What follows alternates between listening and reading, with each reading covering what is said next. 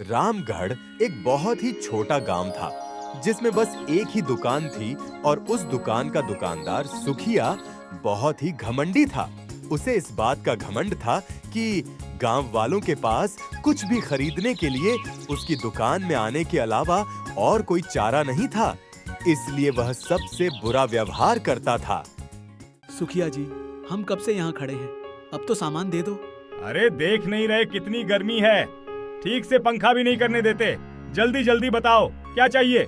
मुझे 1 किलो चावल देना। अरे सुनते हो, आकर खाना खा लो। हाँ हाँ अभी आया। सुखिया, ये तो बहुत गलत बात है। हम इतनी देर से यहाँ धूप में खड़े हैं और तुम हमें बिना सामान दिए दुकान बंद कर रहे हो।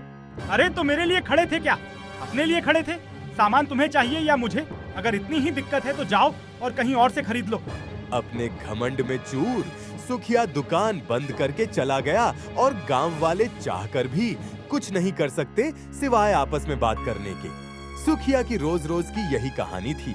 फिर एक दिन एक बूढ़े बाबा उसकी दुकान में आया और देखा सुखिया अपनी दुकान में सो रहा है।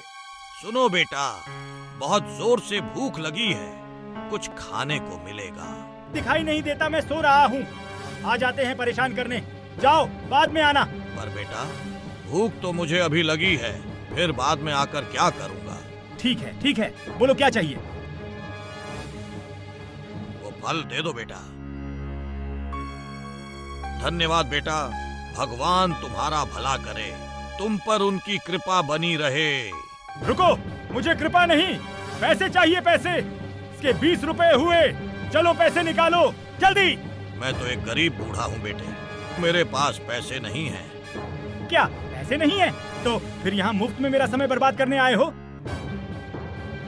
चलो जाओ यहाँ से, पता नहीं कहाँ कहाँ से चले आते हैं। पैसे ना मिलने पर सुखिया गुस्सा हो गया और बिना सोचे समझे बाबा से अपने फल छीन लिए और उसे वहां से जाने को कहा।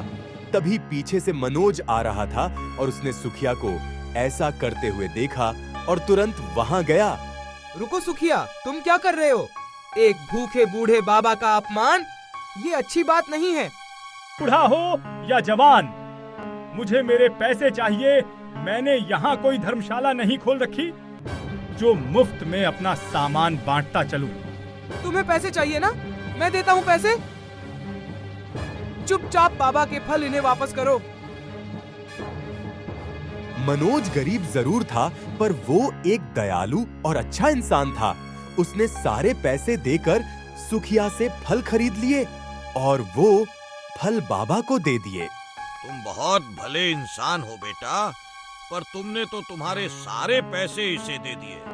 अब तुम क्या करोगे? मेरा ध्यान ऊपर वाला रखेगा बाबा। आप भूखे हो, इस पैसे की ज्यादा जरूरत आपको है। आप ये फल खाइए। भगवान तुम्हारा भला करे, तुम्हें तुम्हारे अच्छे कर्मों का फल बहुत जल्दी मिलेगा। धन्यवाद बाबा। तुम्हारा कल्याण हो। बूढ़े बाबा वहां से मुस्कुराते हुए चले गए, पर किसी को ये पता नहीं बूढ़े बाबा कोई मामूली बाबा नहीं थे, बल्कि एक सिद्ध साधु बाबा थे जिसने मनोज के बर्ताव से खुश होकर उसे आशीर्वाद दिया। और जब मनोज वहां से कुछ ही दूर गया तो उसे एक पेड़ के नीचे एक पोटली मिली जिसके अंदर कुछ चमक रहा था। ये क्या है? इतने सारे सोने के सिक्के, पता नहीं ये किसका है। अरे कोई है? ये पोटली किसका है?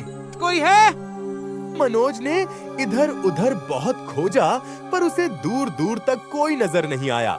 मनोज समझ गया कि जैसा कि बाबा ने उसे कहा था, शायद यही उसके अच्छे कर्मों का फल है। लगता है ये बाबा का चमत्कार है। उन्होंने जाते जाते मुझसे कहा था कि मुझे मेरे अच्छे कर्मों का फल जल्दी ही मिलेगा।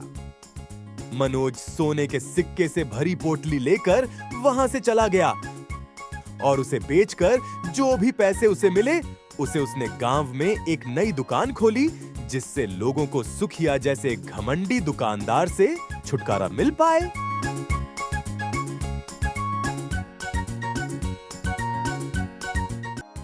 ये दुकान खोलकर तुमने बहुत अच्छा किया मनोज। कम से कम अब हमें सुखिया के घमंड का सामना नहीं करना पड़ेगा। पर इतने सारे पैसे तुम्हारे पास आए कैसे? सब ऊपर वाले की कृपा है। मनोज की दुकान खुलते ही लोगों ने सुखिया की दुकान में जाना बंद कर दिया, जिससे सुखिया, जो गांव का सबसे अमीर आदमी था, वो गरीब होने लगा। और जब उसे ये पता चला कि ये सब मनोज की दुकान के कारण हो रहा है, तब उसने मनोज की दुकान बंद करने की एक तरकीब सोची। इस मनोज के कारण मेरा ये हाल हुआ है, उसको तो मैं छोड़ूंगा नहीं। हो गई चोरी सुखिया। चोरी? तुम्हें कैसे पता? अब तुम्हारी दुकान तो चल नहीं रही, तो मनोज की दुकान बंद करवाने का सबसे अच्छा तरीका तो यही है कि उसकी दुकान का सारा सामान ही चोरी कर लो। क्यों, यही है ना तुम्हारी योजना? मुझे सब पता है, पर याद रखना, सबको अपने कर्मों का फल मिलता है, चाहे कर्म अच्छे हो या बुरे। साधु बाबा की बात सुनकर सुखिया आश्चर्यचकित हो गया, क्योंकि उसने जो बात सोची थी, वो सारी बातें साधु बाबा को पहले से ही पता थी। कौन हो तुम? मैं हूँ महर्षि मलकम। उस बूढ़े बाबा की असलियत जानकर सुखिया के होश उड़ गए, क्योंकि ये कोई मामूली इंसान नहीं, बल्कि परम सिद्ध और चमत्कारी महर्षि मलकम थे, जिनके पास बहुत सारी शक्तियां थीं। मुझे माफ कर दीजिए महर्षि, बहुत बड़ी गलती हो गई मुझसे, जो आपको पहचान नहीं पाया और आपका अपमान किया। मैं हूँ या कोई और, तुम्हें किसी का अपमान करने का हक नहीं है सुखिया। अपने घमंड में तुम इतने चूर हो गए कि लोगों का अपमान करना तुम्हारी आदत बन गई। वहीं मनोज गरीब होते हुए भी अपनी हैसियत से बढ़कर भी लोगों की मदद करने से पीछे नहीं हटता। इसलिए तो वो अपने अच्छे कर्मों से फल से आज अमीर हो गया, और तुम अपने बुरे कर्मों से गरीब हो गए। मुझे माफ कर दीजिए, मुझे अपना सबक मिल चुका है। अब मैं कभी किसी से बुरा व्यवहार नहीं करूंगा। ठीक है, इस बात को याद रखना, और मनोज की दुकान का सारा सामान वापस रख दो। जो आज्ञा बाबा, आपका बहुत बहुत धन्यवाद। महर्षि मलकम वहां से गायब हो गए, और सुखिया को उसका सबक मिल चुका था। उसने तुरंत चुराया हुआ सामान मनोज के दुकान में रख दिया और वहां से चला गया। उसके बाद सुखिया का घमंड हमेशा के लिए खत्म हो गया।